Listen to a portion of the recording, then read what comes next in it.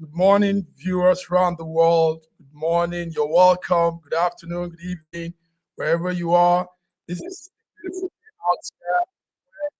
Welcome to SFM All Africa. My name is McCarthy.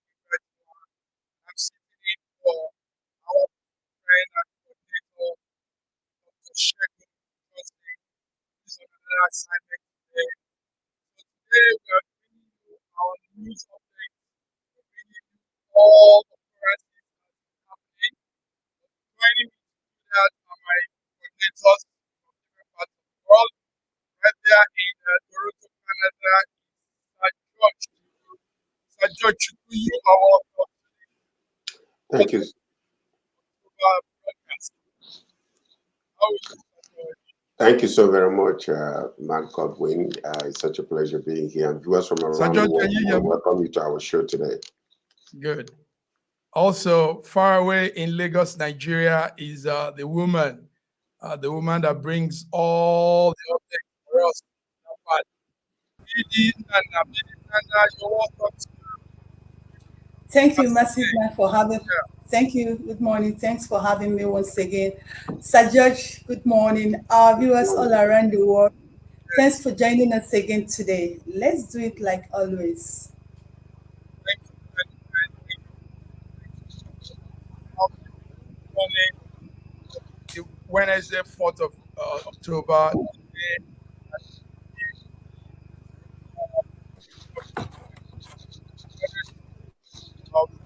go further in quest.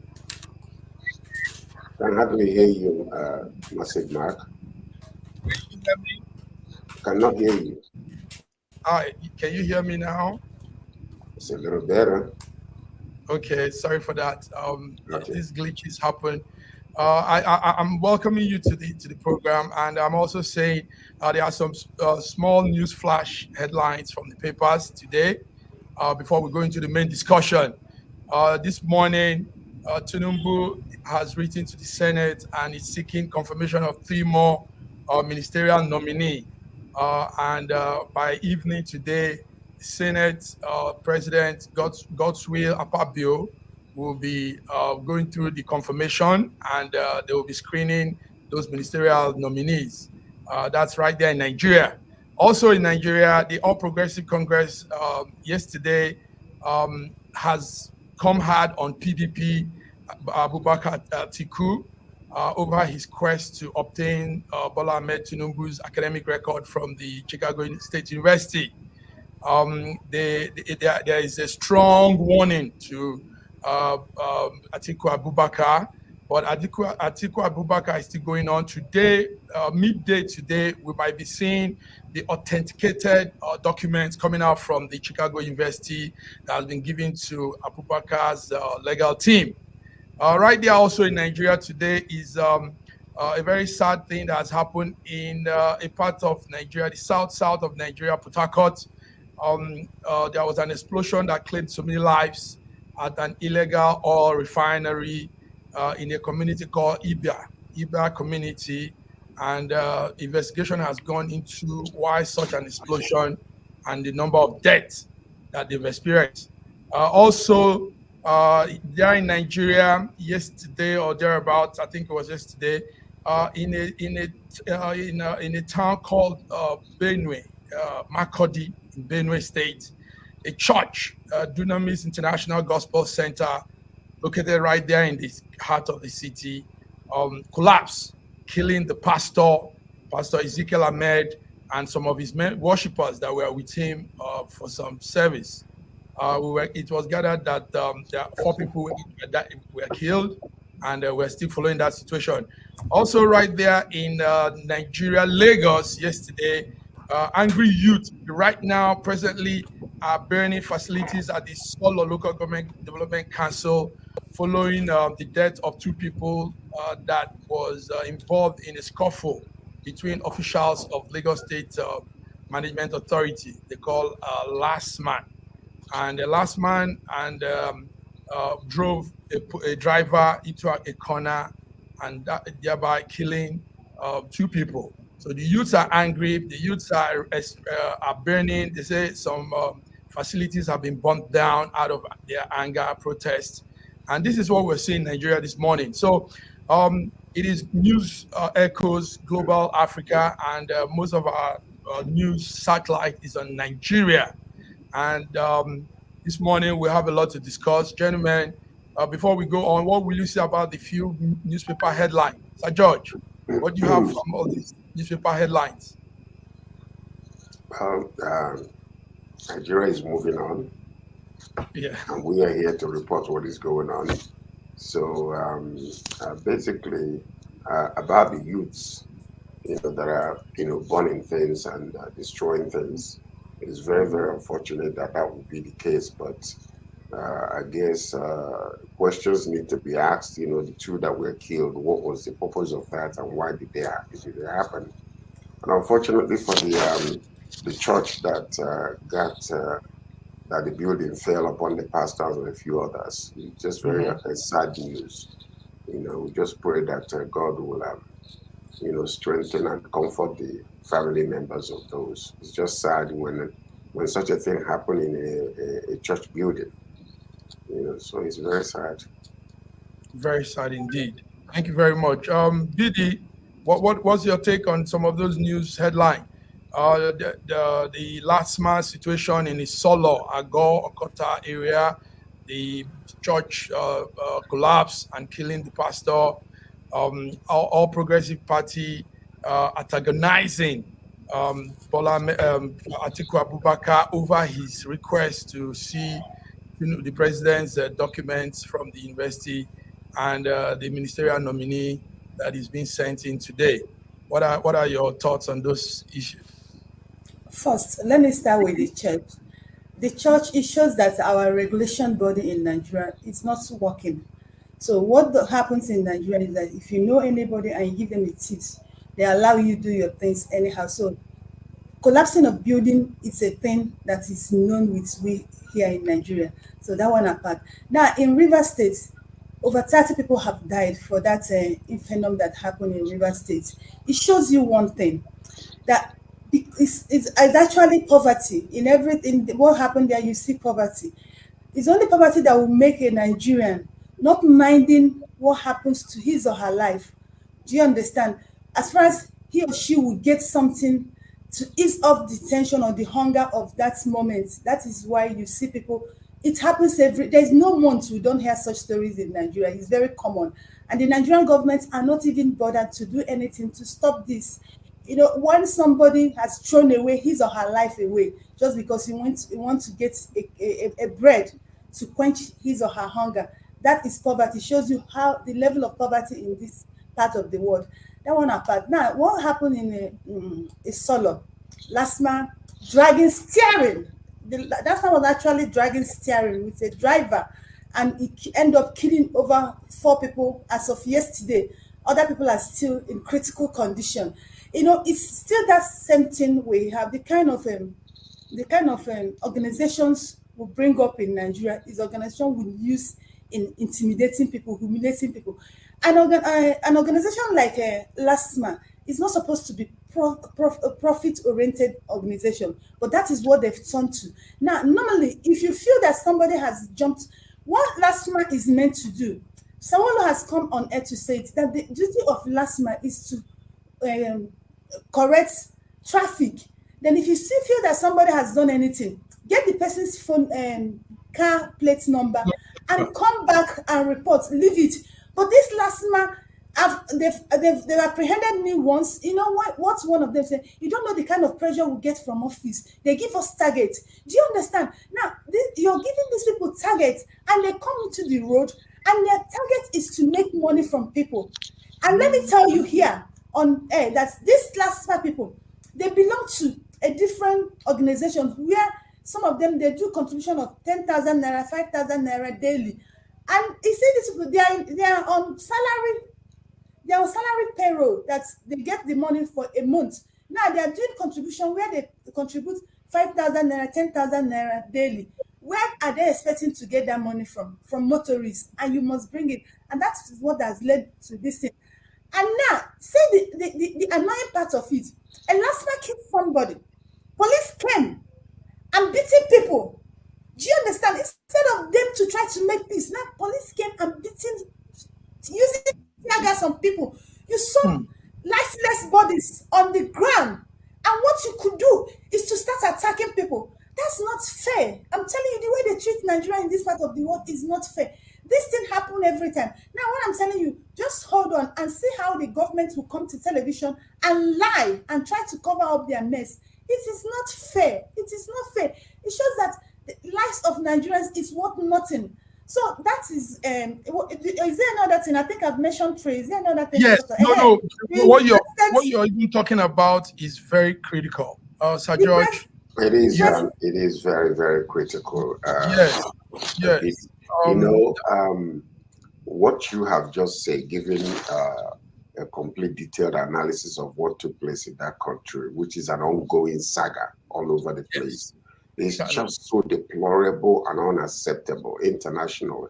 Because, okay, number one is the root cause of this corruption is the pressure that is being put on these last men that are out there. Because when they have been mandated to bring bribe up. So, who knows how many layers they have to, take care of. So they're putting pressure on these people on the road. And because of that pressure, these people have to, work hard in order to get money from people. And that's possibly what caused the death of these people. This is so unacceptable. Maybe simply because of, you know, um, when things like this happen, nobody will tell the truth. People will come and lie. I don't understand what kind of government that we have been, you know, the kind of government that is actually perpetuating their stupidity in Nigeria is No, so sad. normally, thank you to Sir George. BD, very, very, very important issue you're raising up, and I think it's good we dive into it a little. Normally, what they do is I don't know the plate number of cars, vehicles are for this reason.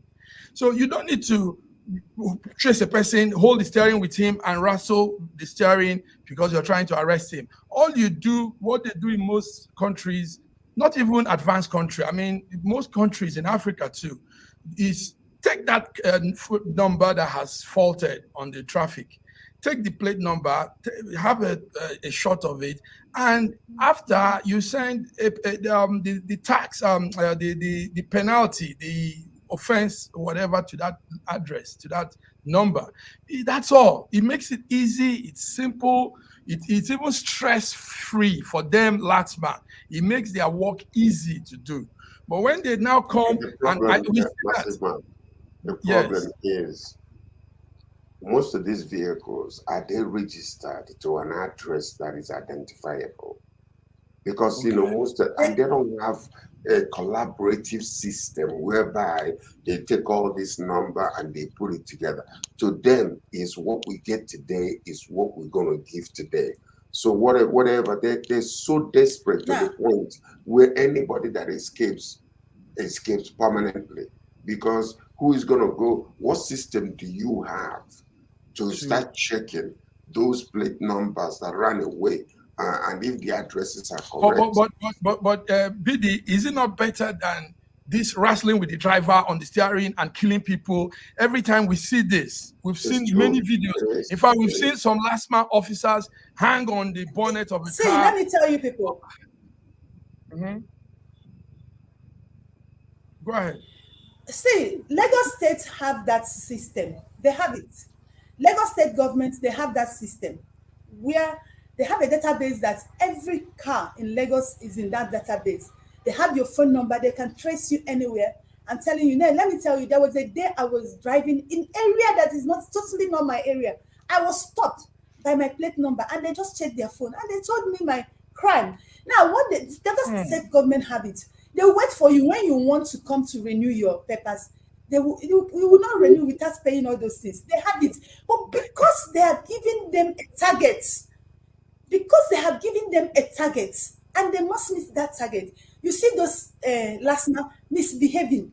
The major thing is this. And that is why crime is much in Nigeria.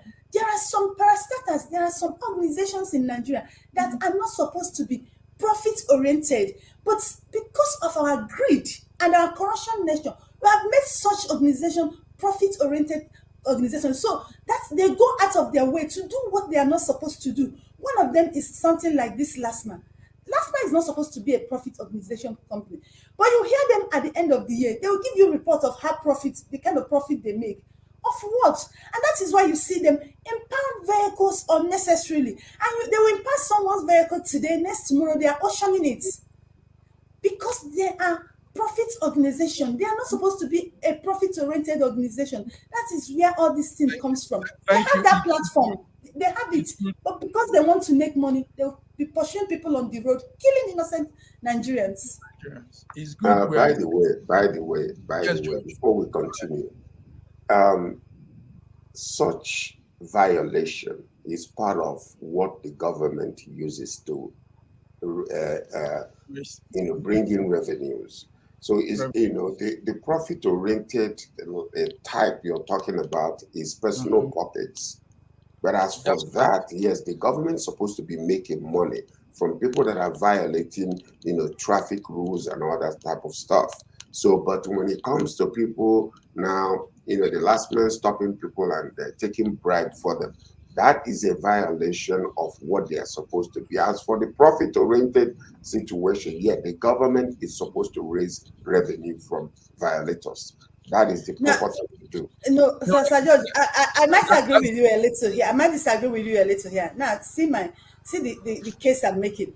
Yes, the government's supposed to make profit, but it's not every organization that government make profit from.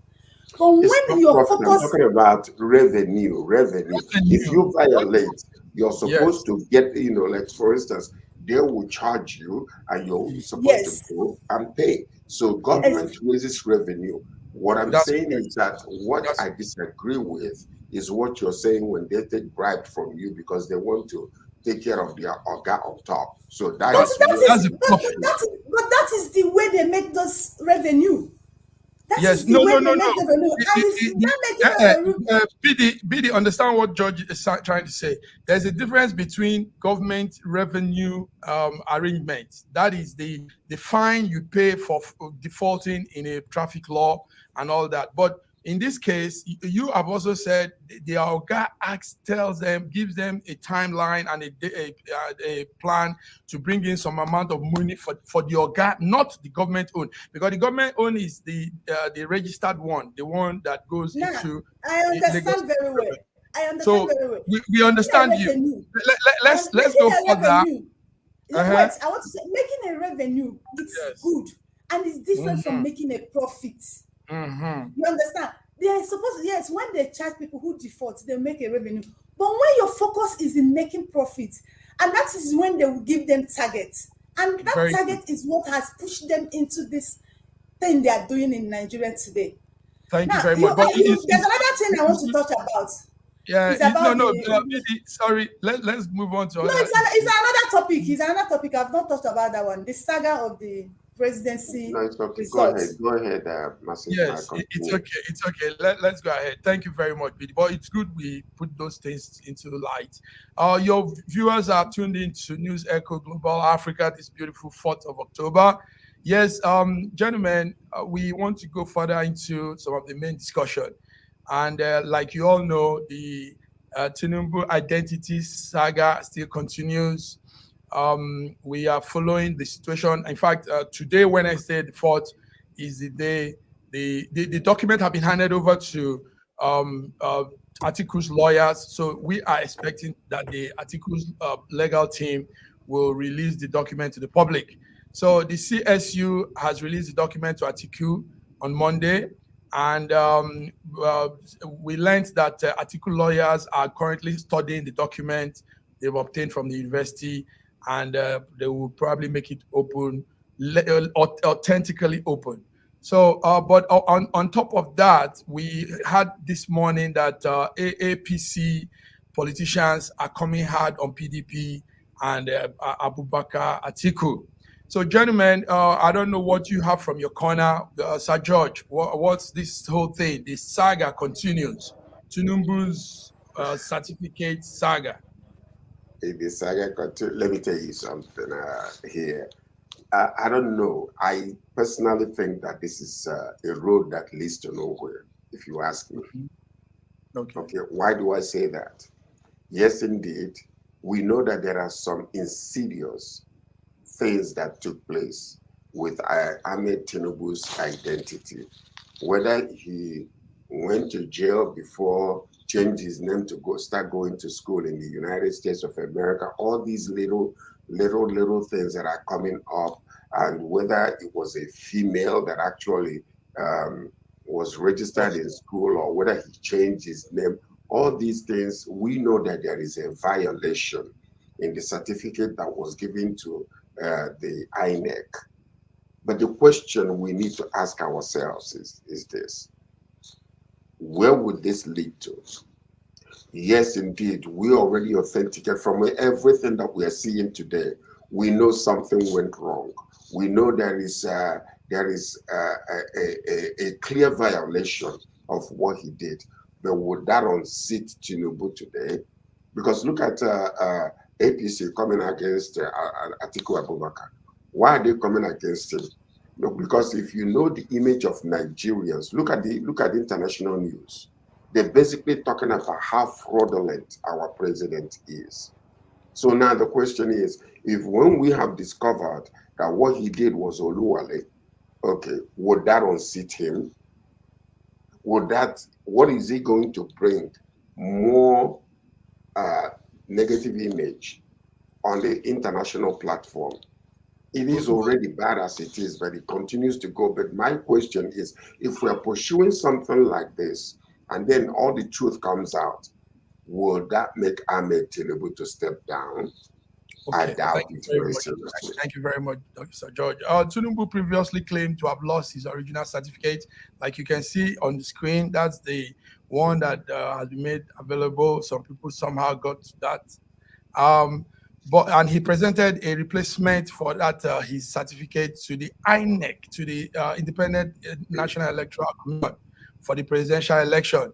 BD, we know that INEC has, Nigerian constitution has on the electoral election requirements, it has it's stated there that forged document is an offense.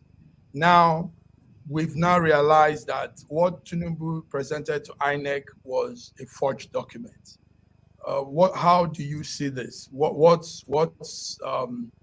could be the outcome? What could INEC do? What could the law do? George says, will this unseat Tinubu, all of these things? So what do you say, BD? I totally agree with Dr. Sir George, because at the end, what are we going to benefit or achieve from this?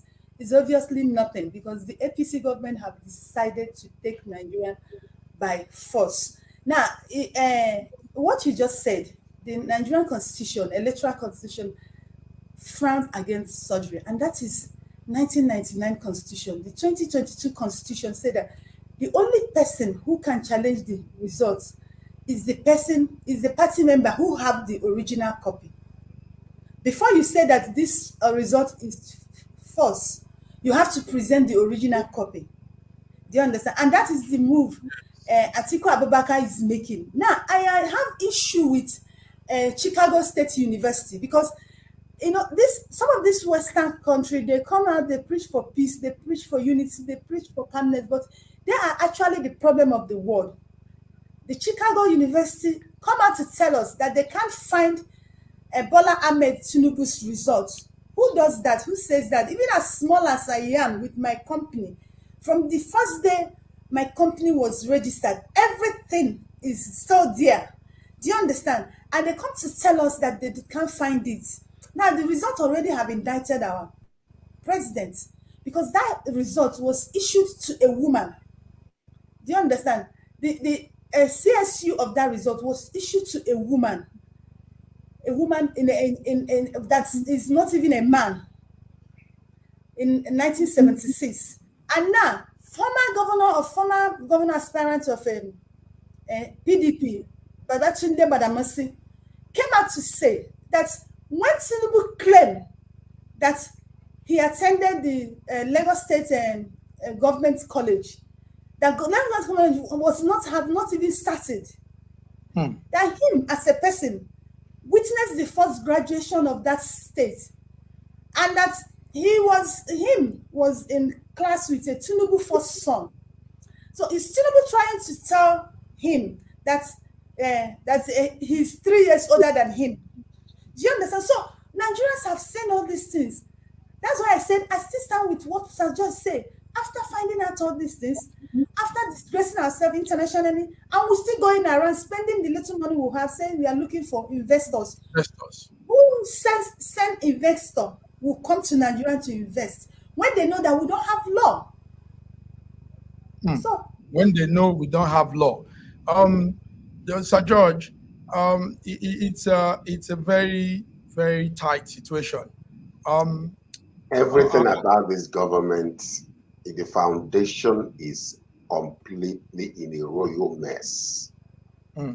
And there is absolutely nothing anybody can do about it. Because when the foundation is faulted, everything that you build on top of it is going to be like that. So the question now, like you said before, I mean, from the primary school to the secondary school to the university, I mean, there is no clear answers that you can authenticate and say this is it. So I mean, this is the state of our affairs in our country. It is This is very the state bad of and very unacceptable. this is the state of affairs in our country. To our viewers listening, watching, a little synopsis of what is going on from what we are gathering here in the newsroom is that there's a lady that was the Bola Ahmed Tinubu, and I think that lady passed away, and this Tinubu, this man now, took her papers, her credentials, her everything, and made it his. So this is the bone of contention. So it's a woman that was that person, but he made it his because the mother, the so-called mother that adopted him, allowed him to use those documents also. It is that mother that adopted him that was mother to that real Bola Ahmed Tinubu. So it's all very funny. One thing we say here in the media house is um, such situations back in the days, if you have these things happening to a leader in the 60s, in the 50s, the 40s, years ago, that leader will probably just step down from shame and disgrace, you know. But in our case, it's even making the man sit tight more because some people are even supporting that all these are just some gang up against him, and they say you are still the one for us. So we are rubbing ourselves dirt in the public. Already, we've messed up ourselves in the international scene. Our leader, our so-called president, is a man of strange identity. Nobody really know who he is, but some people feel that's what it is. You know, those people that have interest in the whole arrangement. So, but we're still watching. Sir George, are we not still watching? BD, we're still following up, and mhm. of course, watching, and like Sir George said, what will we watch out of it? Still the same thing. Because say, let me tell you, like you said, Tinubu as a person and the people around him are power drunk. And they don't care. They can kill off all the Nigerians as long as they have that power. So what are we going to watch out of it? I'm still They can wondering. kill off all the Nigerians as long as they have that power. Thank you, BD. Viewers will be going on a short break. And when we come back, we are talking NLC, Nigerian Labour Congress. We are talking minimum wage for the average Nigerian. And we are talking a better life for the citizens of that great country called Nigeria.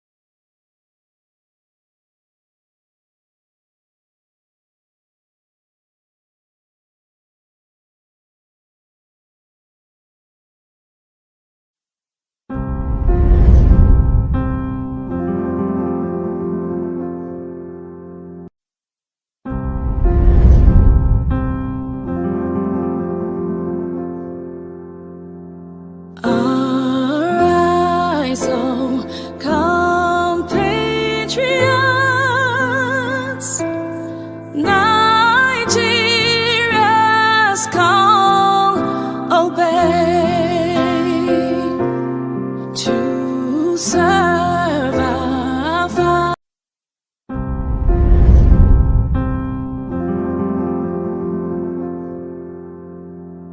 Arise, O compatriots, Nigeria's call obey, to serve our fatherland with love and strength and faith. The labor of our heroes past shall never be in vain, to serve with heart and might one nation bound in freedom, peace and unity. O God of creation,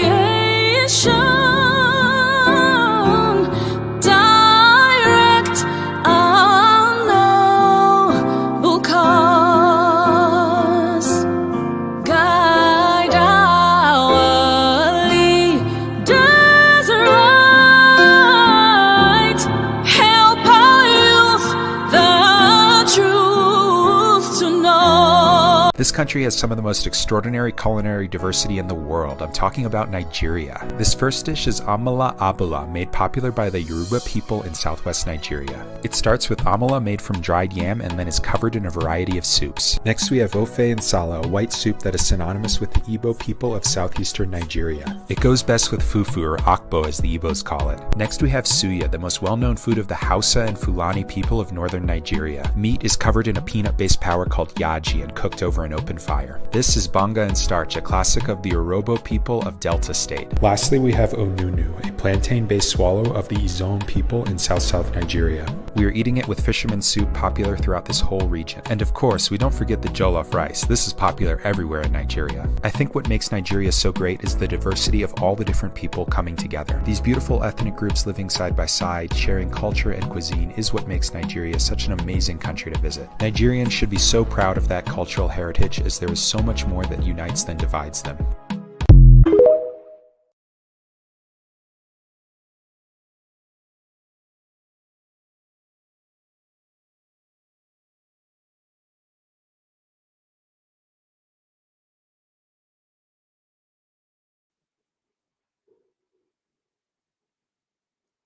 You're welcome back to News Echoes Global Africa, this 4th day of October 2023.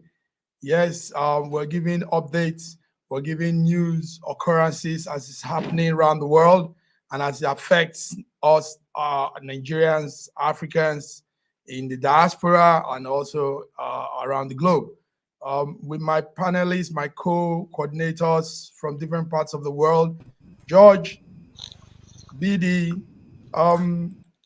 yesterday, the Nigerian Labour Congress shelved its plan to go on a strike, and they want to continue with the meeting with the federal government.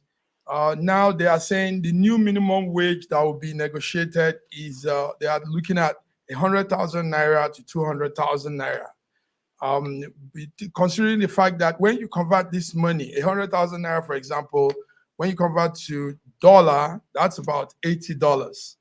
And it's still not enough for a minimum wage. But anyway, Nigerian Labour Congress says the new minimum wage might be negotiated so that it will be pairing with the rising cost of living. The rising cost of living. George, what will you say before we come to BD that will give us on ground situation? What will you say is, 100,000 to 200,000 naira minimum wage, is that still reasonable? Can the federal government also sustain it? Can they live? The question is the joke called NLC. It is becoming like a joke, honestly speaking. It is becoming like it's just a juvenile hogwash, if you ask me. Today they go in there and they negotiate, they threaten, they say this, they say that, they come out. Possibly bags of money is rolling through the back door, and they just raise up their hands and say, we give up, we cancel this. Look, you see, let the truth be told. There is a controlling factor here when you really think about it. Because NLC is coming out as if they are representing the people, but there is some power toggle going on behind closed doors. And I can guarantee you that if we look into all of this, there are some, I'm alleging it because I don't have the complete and absolute proof of it, but I believe that some kind of remuneration is being given at the back of the door for them to come out with all the threats. Now, all of a sudden, we're talking about 100,000 to 200,000. And he goes on channels TV, we mention all of this. How is it go? It's just almost like, Atiku Abubakar in United States, fighting all over, spending money on this certificate. At the end of the day, it amounts to nothing. The man is sitting pretty, in Aso Rock. I don't know if he's gone there already, but this is exactly what we're talking about. Who are they really representing? Because when they make all the noise that they are making, the TUC, the NLC, at the end of the day, negotiations are being, are going behind closed doors, and people are suffering. Now, indeed, if you're going to increase the minimum wage to 100 to 200,000, is it the federal government workers are going to be getting it? What about the people on the streets? What about those that have, maybe they have a little saving that they have put, and because of the inflation, the value of the naira has already, went to nothing. What about those people? What about the hotel workers? Are their minimum wage going to be increased to 100 to 200,000? Who is going to pay that? What about the people that are working? George, thank you, George. George, you're bringing very strong sides to this discussion. One thing is, I studied with the NLC. NLC has 4 other bodies under it. You talked of the TUC, the trade union body. There is also 3 more, and I found out that there's so much bureaucracy, so much maneuvering with all these 4 organizations that sits under NLC. Now, the problem there again is these other arms of it don't really know what they represent. So we find ourselves in a very topsy-turvy situation with our labor organization. PD, George has thrown some light. How do you see this? Will 100 to 200,000 naira be worthy for an average worker in Nigeria? And can the government live up to this, even when it's negotiated? Can they pay this till thy kingdom come? I mean, to infinity, or one day they will come back again and bring it down? What do you say, BD? You are on ground. Give us the practical situation of this whole thing. Masiva, even if you're on your sleep and you're a Nigerian worker and they tell you their APC government is paying you 200,000 naira minimum wage, won't you wake up from that sleep? Certainly you will do. The truth is this: the NLC, they say when a salt loses its ingredients, it became saltless. NLC have lost its potency in Nigeria. The truth about NLC, the Nigerian people, more especially Nigerian youth, should understand that nobody speaks for them. And this is time they will rise and speak for themselves. Because when we were small, NLC used to be the body that get things fixed in Nigeria, but it's no longer what it is. If you check this Joe Ajero-led NLC, which is the one that is being recognized by federal government, since the President Tinubu assumed office, it has been time to go for a strike, ultimatum. Who does that? You know what they do? Like Sir George said, they will go to the federal government and they will give them different Ghana must go and they'll agree on certain things and they will go home. And that is it. Now, they're supposed to, this strike that's supposed to start on 3rd of October has October. been on since August. Since August. That is since they've been given time, ultimatum. They're supposed to start indefinite strike about what Nigerians are going through. What did they do? They went in there. There was an agreement. They are going to pay Nigerian federal government workers 35,000 naira for 6 months. There's an agreement that they agreed with federal government. They are going to be paying Nigerian government federal workers 35,000 naira for 6 months to cushion the effect of fuel subsidy removal. Now, let me tell you, in Nigeria, we have only 13% of Nigerians who are in government workers who are on salary. 88.8 Nigerians are not on salary. 88.8% Nigerians are not on salary. The only people who are on government salary are 13%. Now you have agreed on 13% Nigerians. So what happened to others? Do you understand? So it's obvious and clear that Joe Ajero-led NLC are not speaking for Nigerians, they are not representing Nigerians. Now they'll come to tell us that they are on top for the Nigerian government to pay 100,000 or 200 naira minimum wage. Having in mind that such will never be possible if NAS did not assign it. Do you understand? Not assign it. If NAS did not assign it. Now, the kind of NAS we have in Nigeria are the kind of NAS who want Nigerians to be praying while they are spending the money. You and I know that they can't sign that 100 or 200,000 into law, because before it becomes a law, it must be signed by a National Assembly. And National Assembly are not going to sign that. Yes, thank you very much. It must be signed by the National Assembly, must agree and sign to that new minimum wage. Yes. And his co will be collecting that 5,000 naira for the next 6 months. And you and I are Nigeria, nothing for us. So you call that NLC. That's not NLC. They're not speaking for us, they're speaking for themselves. But that 35,000 was a suggestion by the president, because it was originally 25,000 naira. Then the president came out and said, okay, 35,000. And none of these are just, it's not concretized. It is just a suggestion. They've agreed on it. On the 35,000. Are you sure?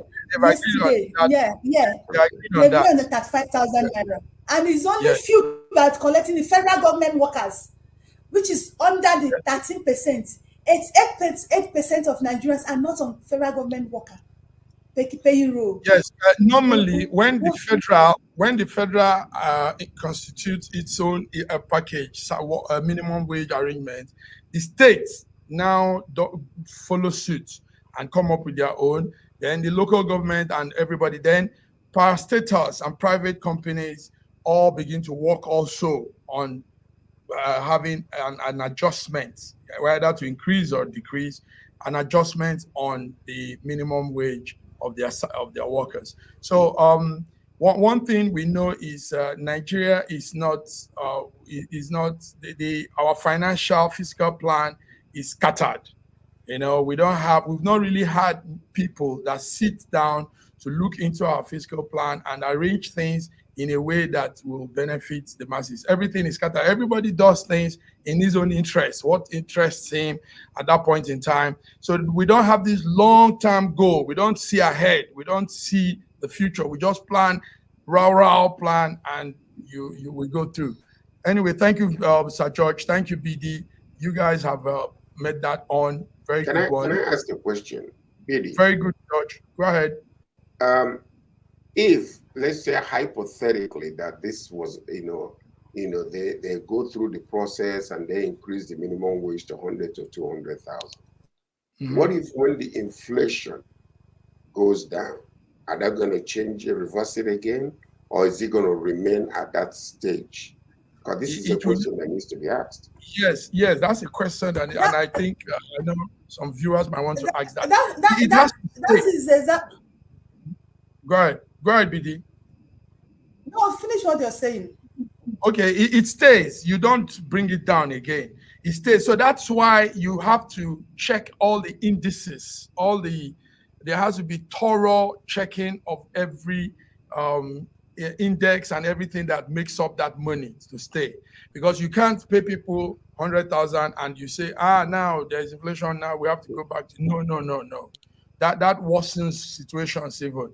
So that's why there has to be calculated study, calculate everything has to be done. That's why we talked of the fiscal planners of Nigeria being intelligent enough to understand how to follow through on economic planning. It's a strategy you have to imbibe, and that strategy you have to really know what you're doing. It's not something you just play around with. So that's a very good question, George. Go ahead, BD. Sir George, that was why I said that they've not even started this negotiation of 100 and 200,000. They just agreed on the 35,000 naira, which they will start paying them this month. And it's few that are going to collect that money. That's why I said that this 100,000 and 200,000 cannot be implemented if National Assembly did not agree to it. And now, let me tell you, if there is 100,000 or 200,000 minimum wage in Nigeria, there's going to be a strong inflation in Nigeria. Because if we really want this 100,000 and 200,000 naira to take place, and we want it to work, and for an average Nigerian to benefit it, there are certain things we need to take care of before we can increase the minimum wage too. If we don't take care of those things and increase the minimum wage, there's going to be a serious inflation in Nigerian markets. That's just the truth. So like in the Senate, there is a financial committee, like you all know. Now, that financial committee should be men comprising of people that understand financial workings. So it is that financial committee that sits and look into it when it comes to the Senate and gives an approval or says no or yes. So, but we hope they understand what this whole basic things we're saying here. What we're saying here is wonderful, George and BD, because we're putting to light things they don't put to light too. Mr. George, we're happy. Can I bring up a different thing from what you just said now? Okay. Yes, go ahead. Can I bring ahead? This thing you talked about, some parts in Senate that are of financial who will look into it and suggest. One of those suggestions is the suggestion the Taiwo Oyedele, the chairman of Presidential Fiscal Policy and Tax Reform Committee that President Tinubu just appointed. And you know the kind of suggestion he's making to Nigeria? He's making to Nigeria that Nigerian refineries should not be repaired. It should be sold out. So that's where I stop, so I don't take much of our time. Because of what you said. Yes, we're going to come to that refinery issue next in our next topic, because yesterday I was sent some videos on how the reconstruction of the Port Harcourt refinery. Remember, the federal government has promised Nigerians that by December that refinery will be working. So I think the issue of refinery should be dealt with, and I'm happy you guys have oversight on all of this. So you're viewing, viewers around the world, you're viewing the SSM News Echo Global Africa, and you see what we're doing here, giving great insight into situations happening in Nigeria. Today, the 4th of October, far away from Nigeria in the United States, Sir George, close to you, behind you there, the US Speaker, Kevin McCarthy, was ousted. It's a funny one. The next step is uncertain. Nobody knows what will happen. There are no obvious successor to lead the House for now. The speaker was ousted, and the speaker position in America is like the second in command from the presidency. Third in command. Third in command. Sorry. And this is what we have. Republican Kevin McCarthy, the 55th Speaker of the House of Representatives, was booted out of his office, and we've never seen anything like this happen before. So no speaker in that position has been ousted in the U.S. history. It's very, very undignified. It's very, we don't know what to say. But George, what will you say from that corner? You are there. Well, the Republican Party is actually, it's kind of good, because of what's happening there. It makes us look a little better, because of the chaos in Nigeria. if you ask me, because these superpowers that we look up to, if they have such a tussle in their own government, then that kind of makes what we do in Nigeria a little better. So, but anyway, it's just a bunch of about 8 people. They're like the Tea Party of the past, and these are what they call the Togri 8 of the Republican Party that are hijacking everything. So, and they brought about, and then what actually happened was Kevin McCarthy gave them all this power.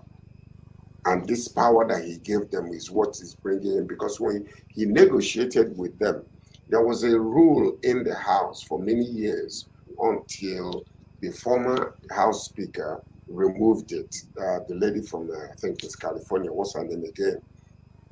She was the one that removed that rule, where one individual can raise up, can actually oust you by calling up for the House to sit and vote against you. So Kevin McCarthy was agreed with that rule, and that's the rule that is taking him out right now. But the problem is that they did not think that it was going to succeed, because they were banking, because Kevin McCarthy kind of bent over backwards to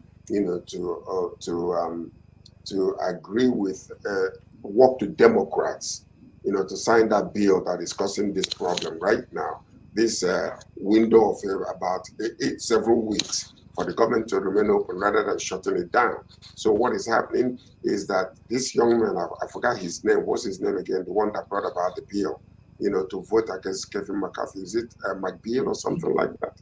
I forgot his name. Anyway. Yeah. So anyway, so now they removed him, but they did not think it was going to happen, because they didn't think that Democrats were going to side with the Republicans to remove Kevin McCarthy. And that's what is, they are in a state of wondering right now to find a replacement. But the possibility that a replacement might be way far right, worse than Kevin McCarthy, that will become a very, very serious issue in the United States government. So that's where we are right now. That's where we are right now. Thank you, George. You're there. Please keep monitoring that situation for us. We'll have more updates by Friday. BD, is it not interesting to see that there's rule of law in America, at least? People, you fault, they bounce you out. Nigeria, senators, House of Rep, do whatever they like. I mean, now we're dealing with our presidency upon all these big things, all are flying around him.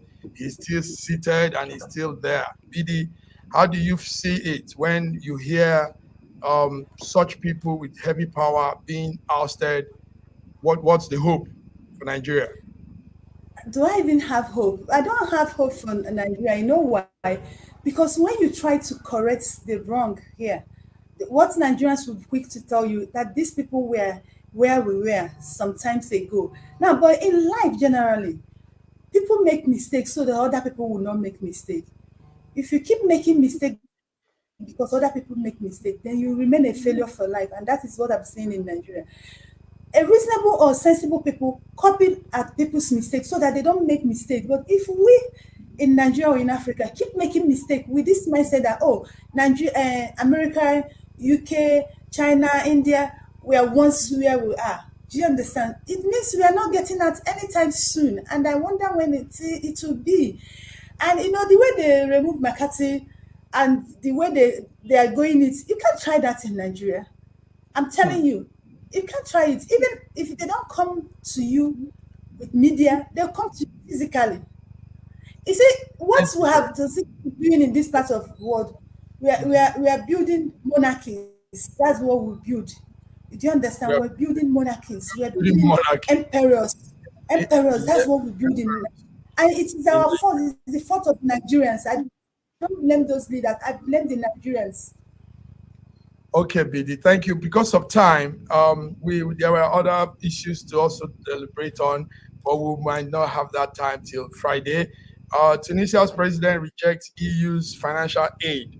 There was a financial aid that was to come to Tunisia, but the president had rejected it. A lot of big money. And he said it's not what they promised that they are giving. Also, Niger is going through a mourning season now, national mourning after suspected jihadists killed about 29 of his soldiers. And we know what Niger is going through at the moment with the Bizom situation, the coup, and everything. So, but to wrap it up, BD, please, just 1 minute. We had, as at this early morning, that the case of the young musician called Mubad, Ireoluwa Aloba.